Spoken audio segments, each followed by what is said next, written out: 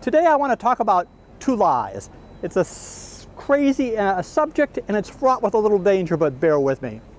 Oftentimes we have one spouse that's really into sailing and the other spouse which is more reluctant, and that spouse goes to sea because of their love of the other spouse. I find this incredibly noble and incredibly wonderful. And if you're lucky enough to have a spouse who doesn't want to go to sea and goes to sea because of how much they love you, this is an incredible compliment to you, and it means that you have a wonderful spouse. And I couldn't say more about that. Okay, what you don't want to do is lie to that spouse and tell that spouse two things. One is that when you move on the boat, you'll have all the conveniences of home, that a boat is a small apartment. I don't believe that's true. I believe that oftentimes boats are fairly miserable. Now I would, instead of saying that it was as good as a small apartment, I would say this is going to be the best place you've ever lived. I would sell it in a very positive note, but including the fact that sometimes living on a boat is miserable. And if you admit that and talk about the advantages, you're much better off than pretending that on the boat it'll be the same as a condo. If it's close to a condo, it's a crappy boat. And if it's close to, it's just, boats and condos are different, and if you want to live in a condo, fine. There's plenty of them ashore. The other thing is that you'll never be in a storm because of weather forecasting today. We have grid files, we have computers, and you'll sail around the world and you'll never be in a storm. BS. Carolyn and I get ourselves in a storm about once a year. About every 8,000 miles of ocean sailing, we're in a gale, or a significant gale.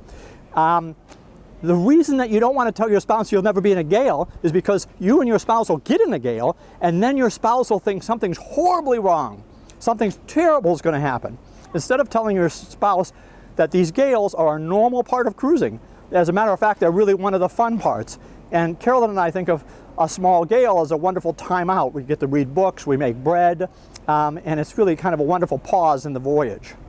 So it doesn't have to be negative, and you want to put these, this is an opportunity to see the majesticness of a gale at sea. You can phrase it very positively. I actually look forward to the gales, and I call them to me. Instead of trying to push the gales away, instead of saying, oh my God, I hope that doesn't hit 50 knots in building, oh my God, the barometer's dropping. Instead of that type of anxiety, I say, wow, here I am. Mother Ocean is going to give me this incredible display. We're going to have 30-some foot seas, maybe 35-foot seas. Wow. It's easy to say that, one spouse that doesn't want to go might not be too brave or whatnot. We have many friends of ours, particularly women, that went on the cruise initially because of their love for their husband. They had no desire to go to sea, no desire to circumnavigate.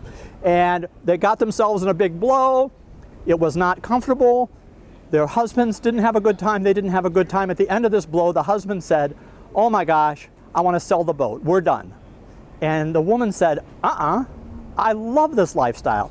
You keep the house, I'll keep the boat. We've known 4 different couples where the woman ended up being very knowledgeable, independent, single-handed women, and sailing on with the boat happy as could be, while the men retired to gardening and playing bingo. So be careful, guys, it can happen to you.